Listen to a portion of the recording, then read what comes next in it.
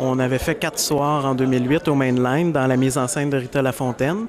On a eu des demandes pour revenir, donc on revient au Studio Théâtre de la Place des Arts du 10 au 14 août, 2 fois le 14, et puis dans le cadre des célébrations de la fierté gay. Vous avez fait un extrait tout à l'heure de la Duchesse. Pouvez-vous nous en faire une ligne? Oh, une ligne comme ça. Bon, il y en a qui se disent « Ah non, la Duchesse, une folle, tapette comme il n'y en a pas. Qu'est-ce que vous voulez que ça me crisse, ça? Moi, je le sais, puis ça me gêne pas une miette. » Ça vous gêne pas du tout. Ben, on comprend très, très bien. Mais derrière la Duchesse, il y a quand même un comédien. Quelle est l'identité de ce comédien? Francis Bourgeat, qui a perdu une boucle d'oreille. Francis Bourgeat. Francis Bourgeat, donc, qui est sur scène dans ce texte merveilleux de Michel Tremblay, mis en scène par Rita Lafontaine. Oui, avec David Marcel dans un rôle muet, mais qui est rempli de compassion, que chacun y met ce qu'il veut. Je ne veux pas en dire plus sur le rôle muet. Comment Rita Lafontaine a-t-elle accepté? Elle a déjà fait quelques mises en scène, mais c'est surtout une actrice. Elle a fait beaucoup de mises en scène au niveau de ses ateliers, mais pour un texte complet, c'était, je crois, une des premières fois. Quand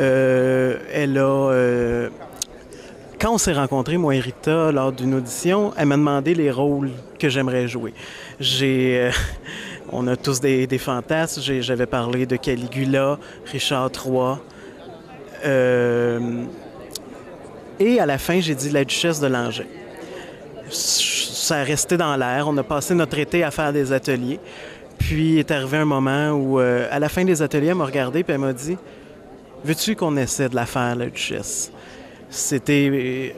je pense que j'ai eu des souliers en nuages pendant toute une semaine. Dans son esprit, Mme Lafontaine, c'était de travailler la Duchesse en atelier? Oui. Ou si c'était d'en faire un spectacle et de le présenter au grand public? C'était pas... On commençait en atelier, on allait voir s'il y avait un potentiel. Est arrivé nos idées, ces idées hallucinantes pour enlever le texte du carcan des didascalies que souvent on monte en stand-up comique.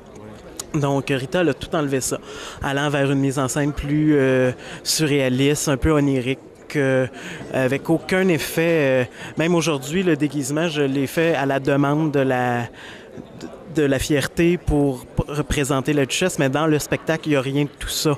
On va pas vers ça. Elle porte un djellaba, je crois. Oui, c'est un grand pyjama. Oui, il y a des perruques, un peu de maquillage, mais le maquillage est fait plus dans un esprit de désespoir, de séduction. Donc, c'est pas aussi élaboré, pas aussi réussi que le maquilleur a pu faire. Est-ce que vous livrez le texte intégral de Michel Tremblay?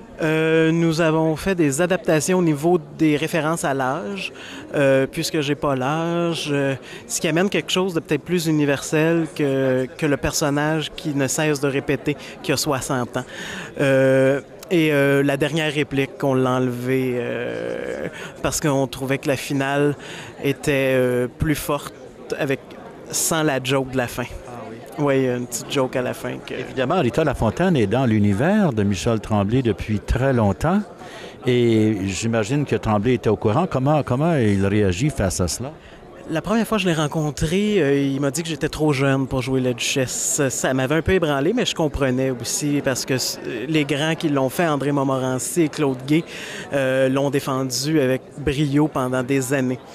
Moi, j'étais le petit jeune de 28 ans qui voulait jouer ça, donc il fallait trouver notre angle, on l'a trouvé. Après, on l'a rencontré, on est allé manger avec lui.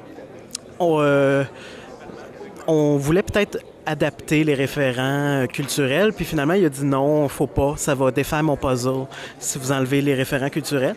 Puis à la fin du repas, quand il a vu que j'étais pas là pour défaire son texte, que moi, j'avais le plus grand respect pour tout ce qu'il avait écrit, le lien s'est fait là.